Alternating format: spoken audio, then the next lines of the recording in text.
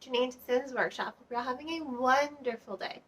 So, today we're going to be talking about The Weight of Blood by Tiffany T. Jackson.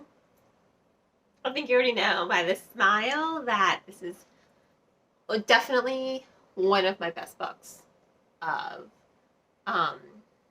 2022. Absolutely freaking phenomenal.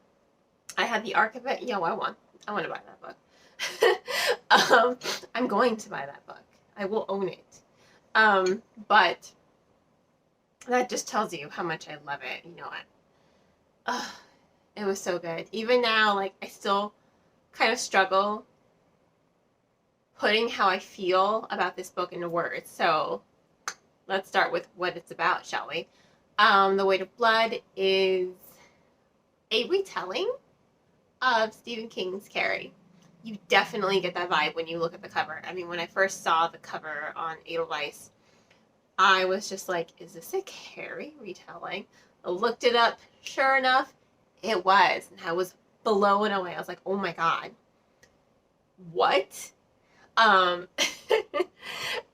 she's using a lot of relevant events as the catalyst for her story. So it follows a school in Springville, and they're about to do the first integrated prom ever.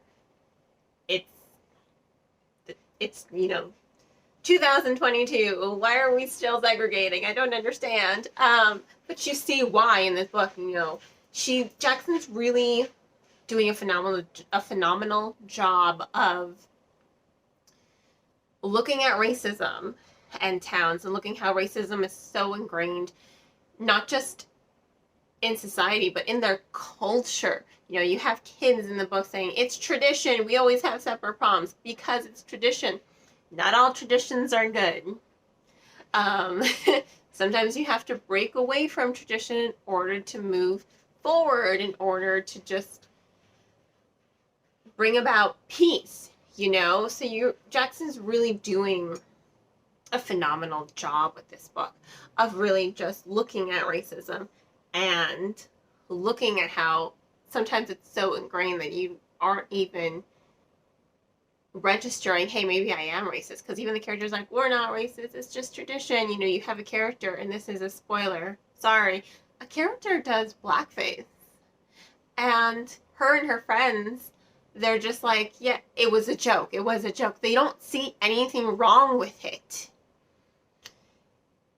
And, oh, Jules, you're gonna get yours. I've seen the movie. I read the book. You're gonna get yours. So gratifying.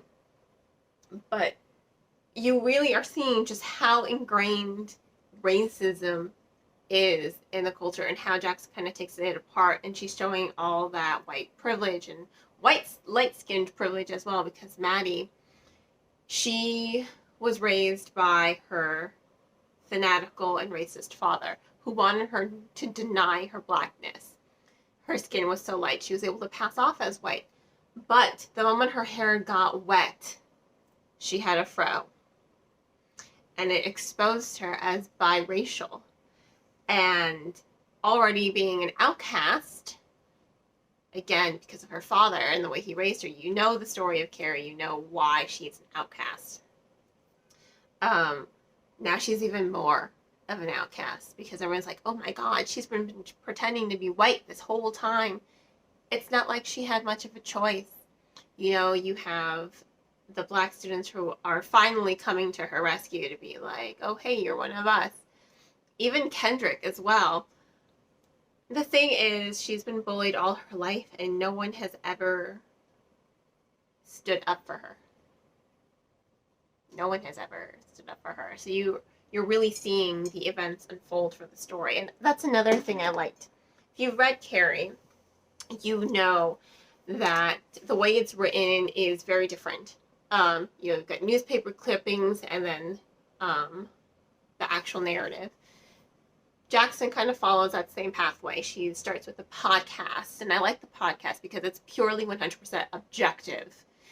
They are trying to see, is it really a girl who was just bullied and pushed to the edge, unleashing her telekinetic powers, or is there a logical, scientific reason for the prom night disaster?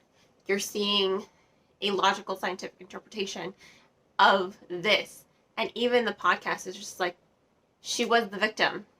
If you push someone too far, they are going to snap. They're either going to snap in a way that is going to hurt others, or they're going to snap in a way that's going to hurt themselves. It happens. It is unfortunate, but if you bully, that's why bullying is bad. You can't keep pushing people and thinking it's not going to come back and bite you in the ass. It is. So I liked seeing that study, you know, the way the story went. You know, you have the podcast, and then you have newspaper clippings, and then you have the interviews, and then you have the actual narrative. The way it flows, incorporating, Jackson did a phenomenal job structuring the story in a way that the pacing and momentum didn't break up. It wasn't jarring. There was such a steady movement to it that everything fit in there perfectly. The way the newspaper clippings fit in, the way the interviews played into the narrative, the way the podcast played into the narrative. You're seeing things unfold both present day and also past tense. You're seeing everything that led up to that prom night and everything that happened afterward. It's so good. You're seeing just the emotional ramifications of what it meant to be bullied and what it meant to harbor those racist ideals. And it's just, it was a phenomenal book. That's all I can say. I know this review is probably not one of my better ones because it's so hard for me. Like I said earlier, it's such a struggle for me. I've written this review. It was such a struggle to write it. I recorded a podcast already. This is like the third review I've done, hoping I would get my thoughts together. It's a struggle when a book makes me feel so much and I love it so much, just trying to wrap my head around everything that I love about it. I mean, Maddie, Kendrick, Wendy, Jules, they were all great characters. Some of them you hate. Jules. And then you're just sympathetic towards and empathetic towards, you know? It's so good. It's so good. It's phenomenal. It's phenomenal. You just have to read it. Easily one of my favorite books of this year. 5 out of 5 books. You're seeing that by standing by and doing nothing. And Kendrick, you see this through Kendrick as he learns and develops and forms a relationship with Maddie. He may not have bullied her, and he realizes this. And he even says this to his sister. It's like, you don't only want, he calls her out. He's like, you're all, you know, Black Lives Matter, but because she's light-skinned and she has light-skin privilege, you think she's got it easy, you're not going to stand by her. And she's like, yeah, so what? She's like, what if she never had a choice, you know? Just because her skin isn't as dark as us doesn't mean we shouldn't stand by her. And then you have his own awakening. He was the token black guy, right? And he learned, you know, by standing by and doing nothing, not just with the bullying with Maddie, but by turning a blind eye to the racism. When you turn a blind eye to something, you let it flourish. By being the token black guy, the star quarterback, he was able to be friends, keeping his head down, turning a blind eye to it. You know, he allowed it to flourish. And he acknowledges that. So that's what I mean when I say it has excellent character development. You know, you see Maddie come into her own skin. You see her become empowered. You see her start to find her voice. And you're seeing instances like Wendy, who's so selfish and so self-centered, finally doing something that's not going to benefit her. It's a great novel. Really, absolutely love it. Love it. Love it. 5 out of 5 stars. If you want to go ahead and purchase the book, there are links in the description below where to purchase it. And on that note, I hope you all will continue to support me here by liking this video, subscribing to it, and sharing it with all your book-loving friends. You can also become a supporter on Buy Me Coffee or by following me on any of my social media platforms. I'm on TikTok, Instagram, Facebook, Twitter, Tumblr still.